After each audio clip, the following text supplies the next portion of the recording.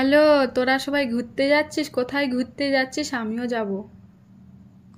Shampoo করে এলেন রে,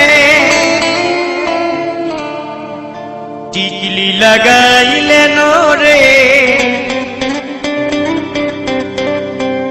পাউডার মাখেলেন রে।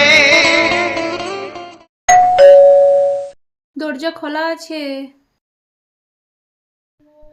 বৌদি 10,000 টাকা দাও তো। এত টাকা নিয়ে কি করবি? বন্ধুদের সাথে ঘুরতে যাব। দেখ, তোকে একটা কথা বলছি, তুই যদি এখন থেকে কিছু টাকা বাঁচাতে পারিস তাহলে বিয়ের পর তোর শ্বশুর বাড়িতে গিয়ে তোর সংসারের জন্য কিছু টাকা বাঁচাতে পারবি। হ্যাঁ বৌদি, তুমি ঠিক কথাই বলেছ। আমি তোর বৌদি, আমি তোর ভালোর জন্যই এই কথাগুলো বলছি। হ্যাঁ, আমি আমার ভুলটা বুঝতে পেরেছি।